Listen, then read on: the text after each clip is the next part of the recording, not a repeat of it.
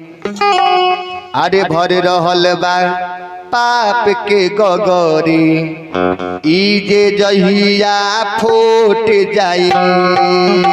भरे रहल बा पाप के गगरी ई जे जहिया फूट जाई।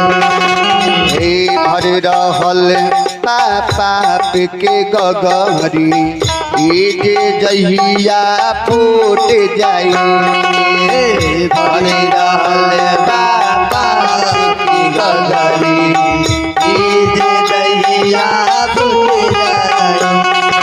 अरे जिंदगी भर के जोगावली खजाना, जिंदगी भर के जोगावली खजाना छने भर में लूट जाई। भर रहल बा पाप के गगरी ई जे जहिया फूट जाई। भर रहल बा पाप के गगरी ई जे जहिया फूट जाई। भर रहल बा पाप के गगरी ई जे जहिया फूट जाई। भर रहल बा पाप के गगरी ई जे जहिया फूट जाई।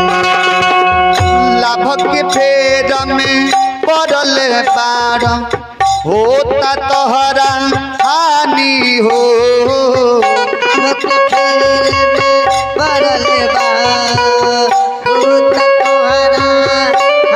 अरे लाभ के फेर में पड़ल बाड़ होता तोहरा हानि हो। लाभ के फेर में पड़ल होता तोहरा हानि हो। अरे घोड़िया जवन किनल हे बाड़ ऊ बिया कानी हो।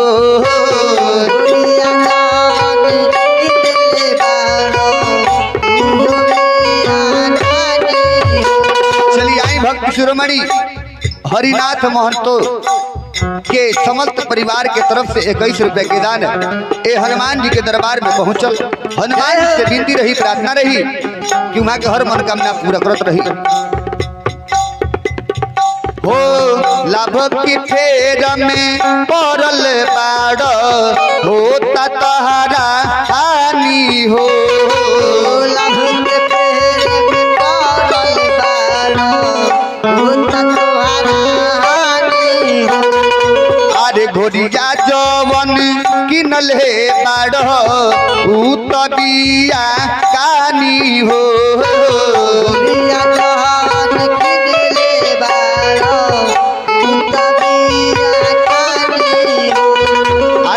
नहीं में ठा गइल बाड़ कि नहीं में ठा गइल बाड़ बेचब पूजी गोचोट जाए। भर रहल बा पाप के गगरी ई जे जहिया फूट जाई। भर रहल बा पाप के गगरी ई जे जहिया फूट जाई। भर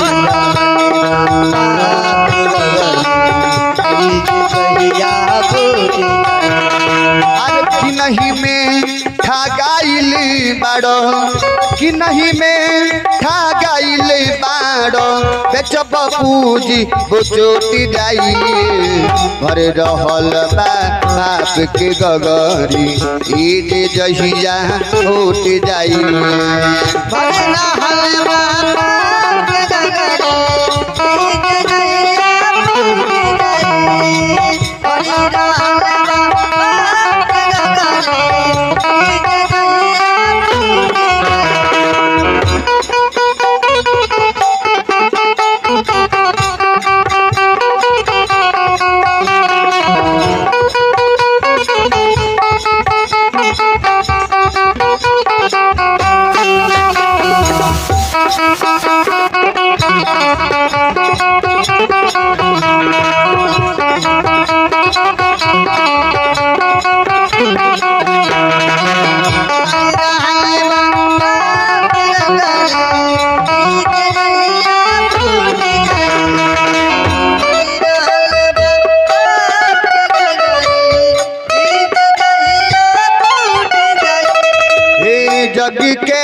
धाती में घाट बेचेल अरे धाती बाड़ जम बोले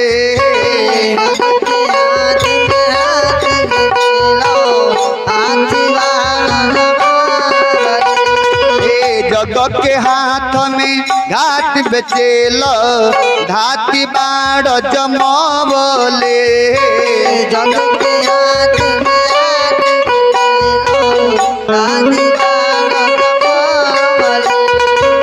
नपना से जौवन नाप के देल उहो बड़ पचक बोले नपना से जौवन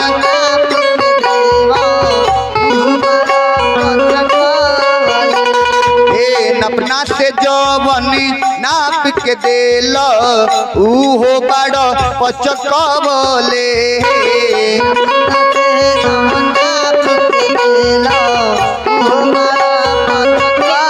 अरे तू सोचा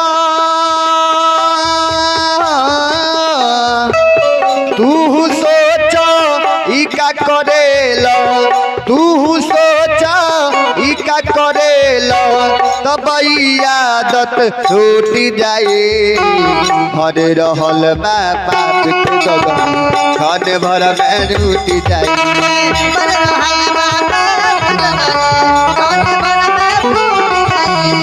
भर रहल बा पाप के गगरी ई जे जहिया फूट जाई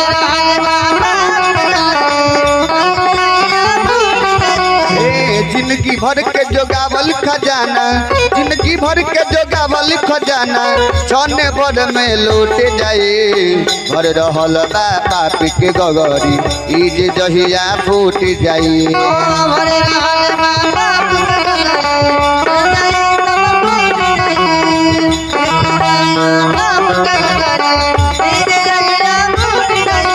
मंगल मूर्ति मारुति नंद